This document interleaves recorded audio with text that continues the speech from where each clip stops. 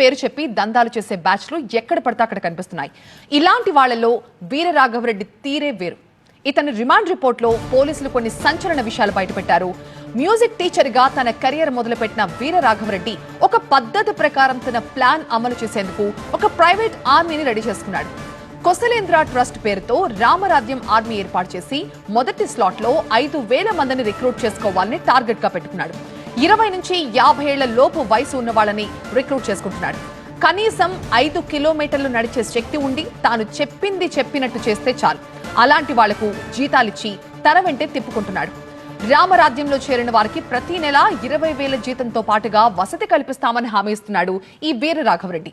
350 రూపాయల రుసుముతో గతేడాది సెప్టెంబర్ 1 నుంచి డిసెంబర్ 31 వరకు కొన్ని రిజిస్ట్రేషన్లు కూడా చేశాడు.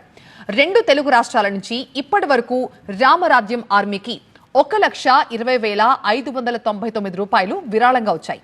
అయితే అంతకు సిఆర్పిసి సెక్షన్ 340ని న్యాయ వ్యవస్థలోని కొందరు నిర్లక్ష్యం చేశారని, దీని ద్వారా ఆలయాలకు చెందిన లక్షల ఎకరాల భూములు కబ్జాకి గురవుతున్నాయని రామరాజ్యం ఆర్మీ ఏర్పాటు చేసిన వీర రాఘవరెడ్డి తన వాదనగా చెప్తూ ఉన్నాడు. చిలుకూరు ప్రధాన అర్చకులు రంగరాజన్పై దాడి కేసులో ప్రధాన నిందితుడు వీర రాఘవరెడ్డితో పాటుగా మరో 5గురిని అదుపులోకి తీసుకుని రిమాండ్కి తరలించారు పోలీసులు. వీర రాఘవరెడ్డిని 5 రోజులు కస్టడీ కోరుతూ ఉప్పరపల్లి కోర్టులో మొయినాబాద్ పోలీసులు పిటిషన్ దాఖలు చేశారు. దాడి చేసిన మొత్తం 25 మందిని గుర్తించారు. వాళ్ల కోసం ఏపీలో తెలంగాణ పోలీసులు ప్రస్తుతం గాలిస్తున్నారు. రంగరాజన్పై దాడి కేసులో A1 వీర రాఘవరెడ్డి ఉన్నారు. ఇతను మ్యూజిక్ టీచర్. A2 సాయన్న, ఇతను ఒక మెడికల్ షాప్ కి ఓనర్ గా తెలుస్తోంది. A3 గా ఉన్న భూక్యా గోపాలరావు డైలీ లేబర్ గా చెప్తున్నారు. A4 గా ఉన్న భూక్యా శ్రీను, ఇతను ఒక టైలర్ గా తెలుస్తోంది. చిలుకూరు ప్రధాన అర్చకులు రంగరాజన్పై దాడి కేసులో వీర రాఘవరెడ్డిని అదుపులోకి తీసుకున్నారు పోలీసులు. అతన్ని కస్టడీ కూడా కోరుతున్నారు. ఒక మ్యూజిక్ టీచర్ గా తన కెరీర్ మొదలుపెట్టాడు వీర రాఘవరెడ్డి. ఒక పద్ధతి ప్రకారం తన ప్లాన్ ని అమలు చేసేందుకు ఒక ప్రైవేట్ ఆర్మీని కూడా రెడీ చేసుకున్నాడు.